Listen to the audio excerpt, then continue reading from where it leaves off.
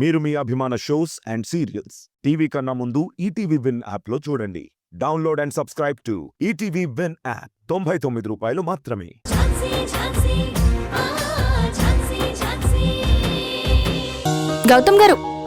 గౌతమ్ గారు ఏంటండి ఇది? లగేజ్ ఎందుకు తీసుకొచ్చారు? మీ రూమే కదా, అందుకే తీసుకొచ్చాను. అది కాదండి, ఆ రోజు మృణాలిని గారు అంత గొడవ చేసి నన్ను స్టోర్ రూమ్ లోకి పంపిస్తే మీరు మళ్ళీ లోపలికి తీసుకొచ్చారు. అప్పుడు మీరు ఇక్కడే ఉంటే కేసునేదో ఇన్ఫ్లుయెన్స్ చేస్తారని అత్తయ్య కోర్టు నుంచి ఆర్డర్ తీసుకొచ్చి మిమ్మల్ని బయటికి పంపించింది. కానీ ఇప్పుడు ఆ కేసే అయిపోయింది, జడ్జిమెంట్ కూడా వచ్చేసింది. ఇంకా మీరెందుకు అక్కడ ఉండడం? అందుకే లోపలికి తీసుకొచ్చాను. ఇంతకు ముందులాగానే ఇక్కడే ఉండండి. కానీ వాళ్ళకి తెలియకుండా ఇలా చేయడం... మీరేం తప్పు చేయలేదు కదండి. అది కాదండి, మీ వాళ్ళని ఒక మాట అడిగి... నేను చెప్తున్నాను కదండి, మిమ్మల్ని ఎవ్వరూ క్వశ్చన్ చేయరు. పిల్లలు, మీరు హ్యాపీగా రిలాక్స్ అవ్వచ్చు.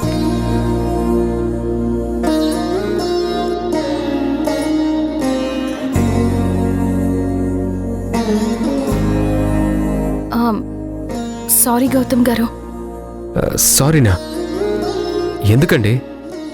నేను మిమ్మల్ని ఇన్వెస్టిగేషన్ ఆఫీసర్గా ఆ కేసు నుంచి తప్పించాను.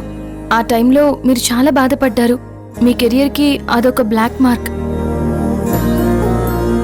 కానీ మీరు మాత్రం అవేమీ మనసులో పెట్టుకోకుండా నాకు చాలా సపోర్ట్గా ఉంటున్నారు. బేసిక్గా మీరున్న పొజిషన్కి, మీ స్టేటస్కి ఇదే వేరే ఎవరైనా అయితే చాలా యారగెంట్గా బిహేవ్ చేసుండేవారు. కానీ మీరు అన్నీ పాజిటివ్గానే తీసుకుంటున్నారు. I'm really sorry. ఝాన్సీ గారు, ప్లీజ్ డోంట్ ఫీల్ సారీ. మీరు ఆ టైంలో చేసింది కరెక్టే. మీ ఆలోచనలు మీకుంటాయి, మీ డౌట్స్ మీకుంటాయి. మీరు ఏ నిర్ణయం తీసుకున్నా కేసు గురించి ఆలోచించే తీసుకుంటారు. అయినా మీరే కాదు, మీ ప్లేస్లో ఎవ్వరున్నా అలాగే చేస్తారు. ఇందులో మీదేం తప్పు లేదు. మీరు నన్ను సమర్థించడానికి ఇలా మాట్లాడుతున్నారని నాకు అర్థమవుతుంది. కానీ ఈ కేసు అయితే నేను ఓడిపోయాను కదా. బాబాయ్, మా పిన్ని ఓడిపోవటం నాకు నచ్చలేదు. ఓడిపోవడం తప్పు కాదు నాన్న, గెలుపు ఓటములు సహజం. గెలుపుని ఎలా అయితే యాక్సెప్ట్ చేస్తామో ఓటమిని కూడా అలాగే యాక్సెప్ట్ చేయాలి. దాని నుంచి పాఠం నేర్చుకోవాలి.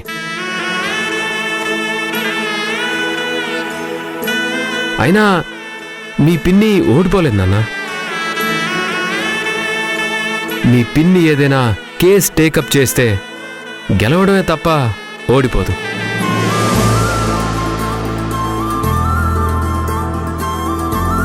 అసలు తను కోర్టుకే రాలేదు. ఒకవేళ కోర్టుకు వచ్చుంటే కథ వేరేలా ఉండేది. లేదండి, నేను కోర్టుకు వచ్చినా కూడా వరప్రసాద్ గారు నిర్దోషి అని నిరూపించేదాన్ని. మృణాలిని గారు కోర్టులో ప్రొడ్యూస్ చేసిన వీడియో నేను ముందే చూశాను. దాన్ని నేనే కోర్టులో ప్రొడ్యూస్ చేద్దాం అనుకున్నాను. ఆ వీడియో నా దగ్గర కూడా ఉంది. కావాలంటే మీరు కూడా చూడండి. ఇదిగోండి, చూడండి.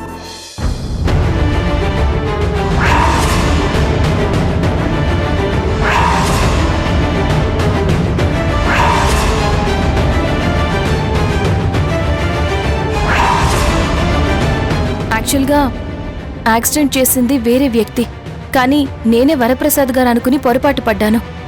వరప్రసాద్ గారు కార్ వాషింగ్కి ఇవ్వడం, లాయర్ భరత్ గారికి డబ్బులు ఇవ్వడం, తను కేసు క్లోజ్ చేయడం అన్నీ వెంటనే జరగడం వల్ల ఖచ్చితంగా వరప్రసాద్ గారే నేరస్తుడు అని నేను అనుకున్నాను. మొత్తానికి ఎలాగైతేనే ఆయన కేసు నుంచి బయటపడ్డారు. నిజంగా న్యాయం గెలిచింది. I'm happy.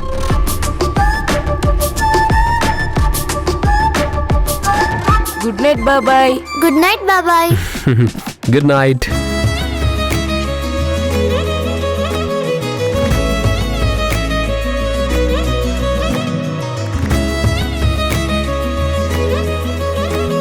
ఏంటండి? ఏం లేదే. మరి ఎందుకు అదోలా చూసి నవ్వారు? అదోలానా? అలా ఏం లేదే, నేను మామూలుగా క్యాజువల్గానే చూశాను. ఏం స్వీటీ, నేను మామూలుగానే చూశాను కదా. అవును, బాబాయ్ నార్మల్ గానే చూశాడు. చూసారా, నేను మామూలుగా చూస్తేనే మీకు అదోలా అనిపించింది. అంటే మీరు ఏదో ఆలోచిస్తున్నారు. Okay, bye.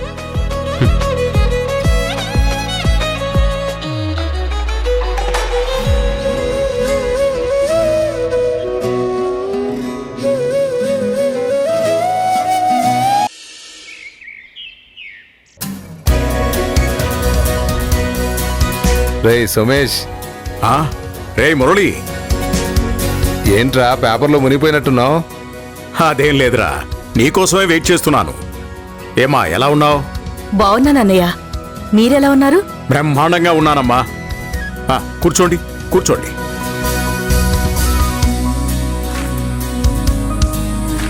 హాయ్ అంకుల్, బాగున్నారా? సూపర్ బాబు, నువ్వెలా ఉన్నావు? Fine uncle. ఏంట్రా సడన్ గా ఫోన్ చేసి అర్జెంటుగా కలవాలన్నావు? చేతిలో ఏంటది? పెళ్లి కార్డ్రా. అంకుల్, మళ్ళీ పెళ్లి చేసుకుంటున్నారా?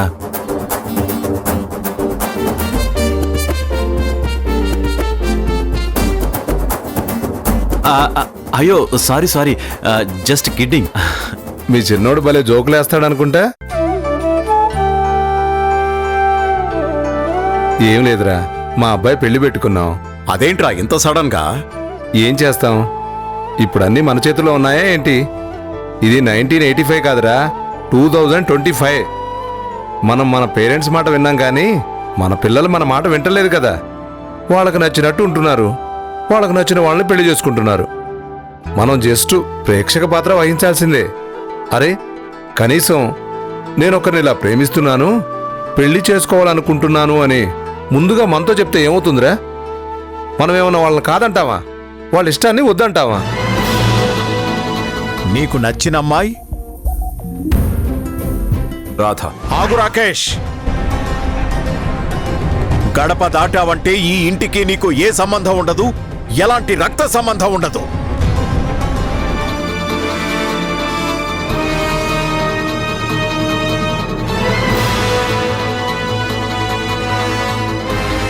సర్లే, అవన్నీ ఎందుకులే గాని పెళ్లి జైపూర్లో పెట్టుకున్నావురా. అయ్యో, హైదరాబాద్లో కళ్యాణ మండపాలు దొరకలేదా? అంటే ఇది పెళ్ళిళ్ళ సీజన్ కదా, కళ్యాణ మండపాలన్నీ బుక్ అయిపోయాయేమోనని అలా అన్నాను. అదేం లేదు బాబు, మా వాడికి అక్కడ పెళ్లి చేసుకోవాలని కోరిక, అంతే. అబ్బో, మీరంతా మీ బిజినెస్లో 1 వీక్ పక్కన పెట్టి అక్కడికి రావాలి. 1 వీకా? ఎందుకురా? ఏవో ప్రీ వెడ్డింగ్ సెలబ్రేషన్స్ ఉంటాయి కదా, సంగీత్ అని, మెహందీ అని, ఇలా అన్నీ అరేంజ్ చేశాను. ఒక్కో రోజు ఒక్కో ఈవెంట్ చేసి 7వ రోజు పెళ్లి పెట్టుకున్నాంరా. వారోత్సవాలన్నమాట. అలాగే అనుకోండి. ఆ వారం రోజులు మీరు అక్కడ ఉండాల్సిందే. వారం రోజులంటే కష్టమేరా, ఇక్కడ చాలా పెండింగ్ పనులున్నాయి. ఒక పని చేస్తాం, మేం డైరెక్ట్గా పెళ్లికి వచ్చేస్తాం. ఈ పనులన్నీ ఎప్పుడు ఉండేవే కదరా, అందుకే కదా వాటిని పక్కన పెట్టి రమ్మంటుంది. ఏంటమ్మా మీరంతా సైలెంట్గా ఉంటారు? ఫ్యామిలీ ట్రిప్ అనుకుని వచ్చేయండి. ఎలాగూ ఎప్పుడు బిజినెస్లో అవి ఇవి అని స్ట్రెస్ ఫీల్ అవుతూనే ఉంటారు. ఇదొక రిలీఫ్గా ఉంటుంది, సరదాగా ఎంజాయ్ చేయొచ్చు. మాదేం లేదండి, మా డాడీ ఏ నిర్ణయం తీసుకుంటే మేము దానికి కట్టుబడి ఉంటాం. కానీ ఇప్పుడు మీ నాన్న కూడా నా మాటకే కట్టుబడి ఉండాలి.